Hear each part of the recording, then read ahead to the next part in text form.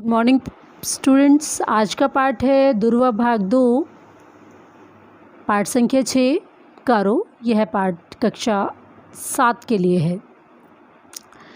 तो पाठ का शीर्षक है गारो। और गारो जो है मेघालय राज्य की एक प्रमुख जनजाति है। मेघालय राज्य भारत के उत्तरी पूर्वी हिस्से में स्थित है। राज्य की सीमा का एक प्रमुख हिस्सा असम के उत्तर और पूर्वी भाग में स्थित है। भारत के मेघालय राज्य के छोटे पहाड़ों की श्रृंखला है गारो पर्वत। यहाँ पर मुख्य रूप से आदिवासी लोग बसते हैं, जिनमें मुख्यतः लोग गारो जनजाति के हैं। जनजाति वास्तव में भारत के आदिवासियों के लिए इस्तेमाल होने वाला शब्द पद है। कोई भी ऐसा मानव समुदाय जो पिछड़ेपन की कगार पर पाया जाता है, जिसमें पिछड़ेपन की विशेषताएं पाई जाती हैं और जो लोग जंगलों में अलग थलग रहते हैं, इन्हें आदिवासी कहा जाता है। तो गारो लोग भी मेघालय की पहाड़ियों में रहते हैं। इनके जो कद है बहुत ही नाटा होता है, चेहरा छोटा सा होता है, गोल और चपटी नाक।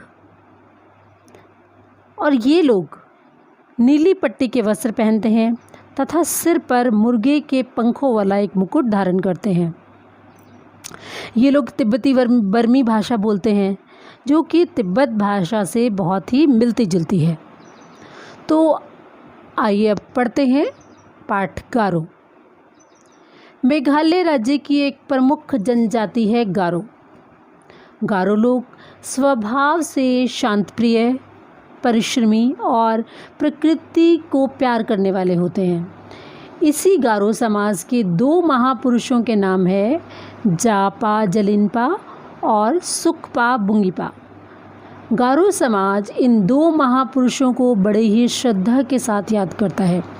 तो ये जो पाठ है यह गारो जनजाति के बारे में है कि वो लोग, उन लोगों के स्वभाव के बारे में बताया है कि वो बहुत ही शांति प्रिय हैं, लड़ाई झगड़ा नहीं करते हैं, बहुत ही मेहनती होते हैं और प्रकृति से, पेड़ पौधों से, इन सब से बहुत प्यार करने वाले होते हैं।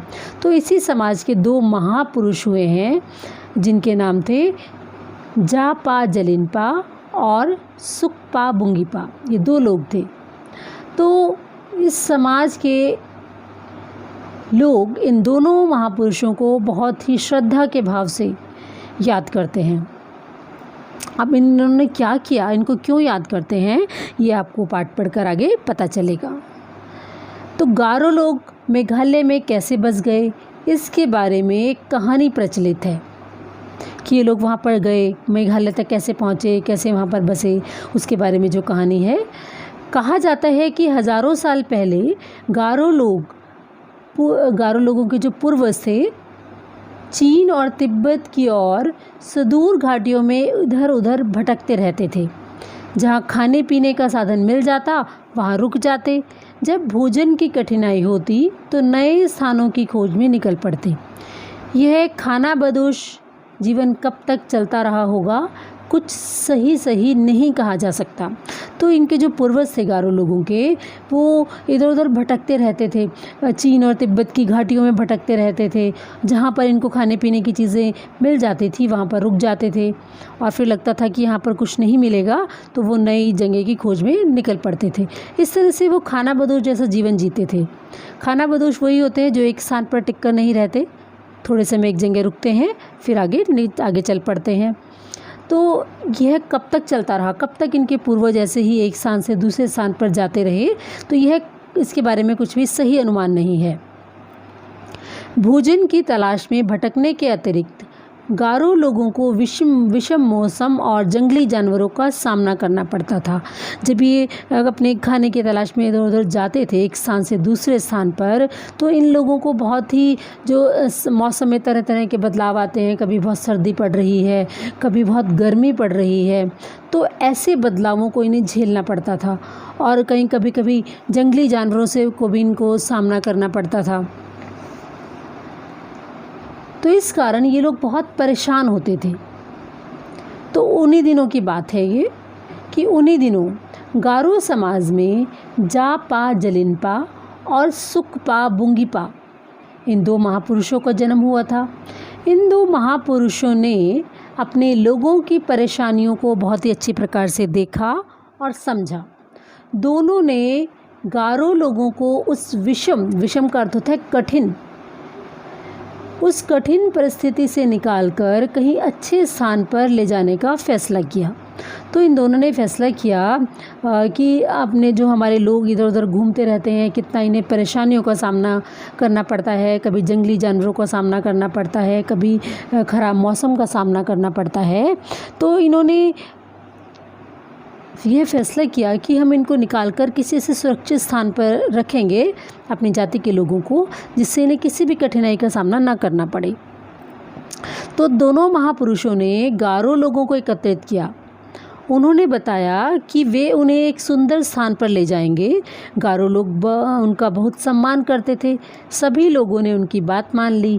कहा जाता है कि जलिनपा और बुंगीपा इतने निडर और प्रभावशाली व्यक्ति थे कि जंगलों के खुखार जानवर भी उनकी आहट या आवाज़ सुनकर भागने लगते थे। तो मतलब इतना उनका वर्चस्व था वहाँ जंगल में कि मनुष्य तो मनुष्य, जो जंगली जानवर होते थे, खुखार जानवर होते थे, डरावने जानवर होते थे, वो भी उनकी आहट आने की आवाज़ सुनकर या जब वो आवाज़ करते थे तो सुनकर डर जाते थे और वहाँ से भाग जाते थे। इतना प्रभाव इनका उन जंगलों में था। तो इन्होंने अपने जाति के लोगों को इकट्ठा किया और कहा कि हम तुम्हें एक सही स्थान पर ले जाएंगे जहाँ तुम्हें कोई परेशानी नहीं होगी। तो सभी लोगों ने उनकी बात मान ली।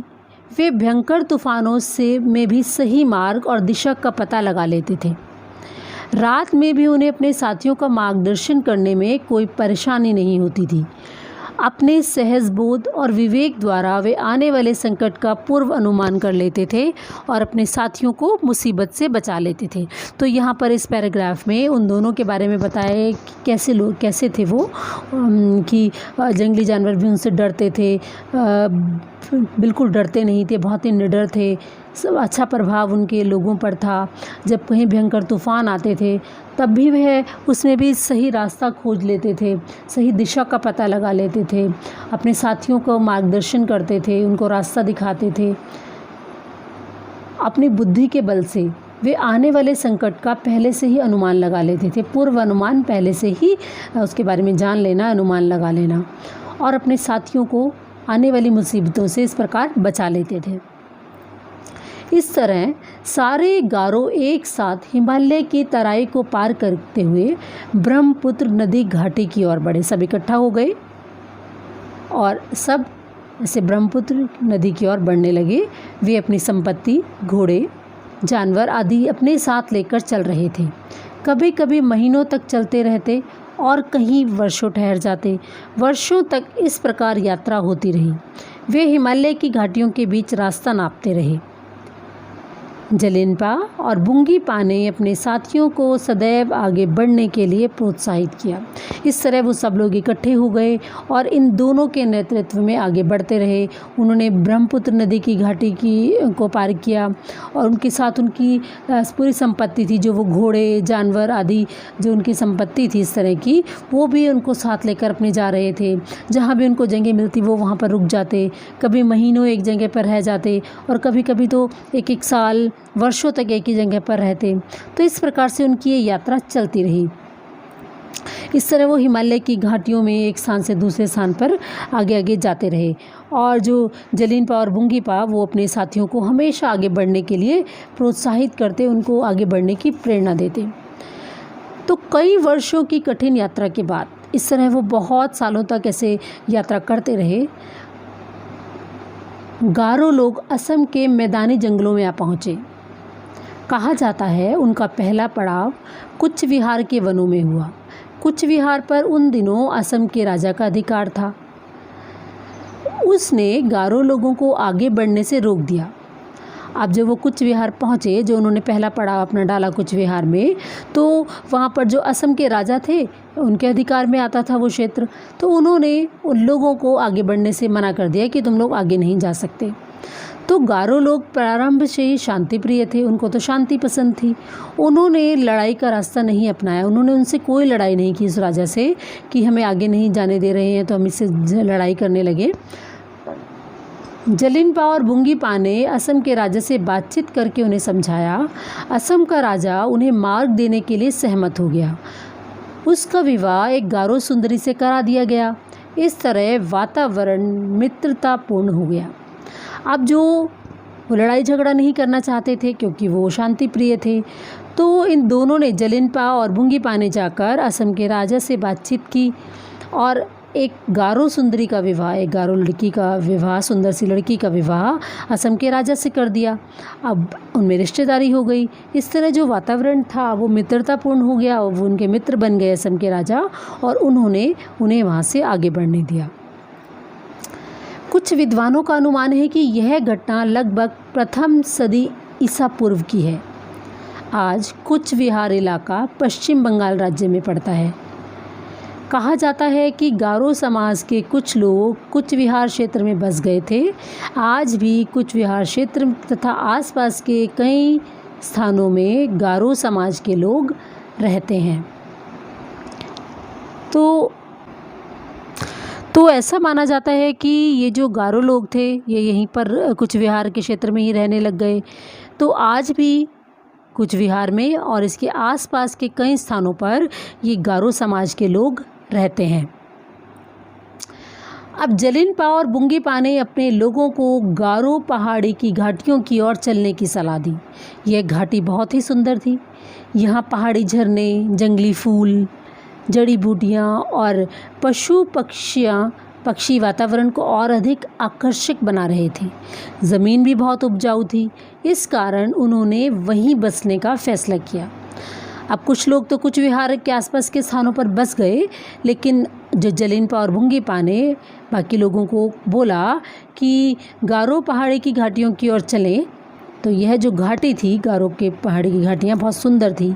यहाँ पर झरने बहते थे, जंगली फल फूल थे, जड़ी बूटियाँ थी, तो पशु पक्षी बहुत चहचहाट बिखेरते थे। तो ये वातावरण बहुत ही आकर्षक था। यहाँ की ज़मीन भी बहुत उपजाऊ थी।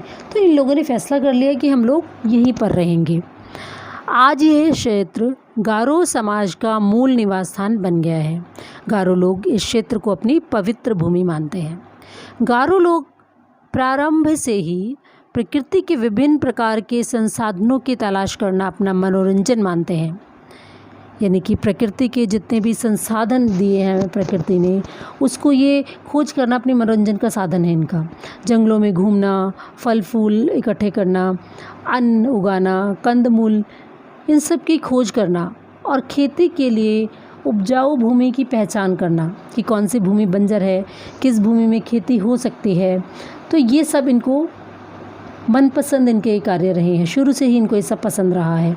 आज भी गारो लोगों ने अपने पारंपरिक हुनर को कायम रखा हुआ है। आज भी ये लोग इसी तरह से उपजाऊ भूमि को ढूंढते हैं, जंगलों में घूमते हैं, फल फूलों को इकट्ठा करते हैं, अन्न उगाते हैं, कंदमूलों की खोज करते हैं। तो इनका ये जो पारंपरिक हुनर है इसको भी आज लोगों ने बना के रखा हुआ है। गारो समाज और गारो संस्कृति भारत का गौरव है। गारो समाज आज भी जलिनपा और बुंगीपा को बहुत ही श्रद्धा और आदर के साथ याद करते हैं। तो ये था आपका पाठ गारो। आपको समझ में आ गया होगा। इसके थोड़े शब्दार्थ अब पढ़ लेते हैं। स्वभाव का अर्थ होता है आदत या व्यवहार।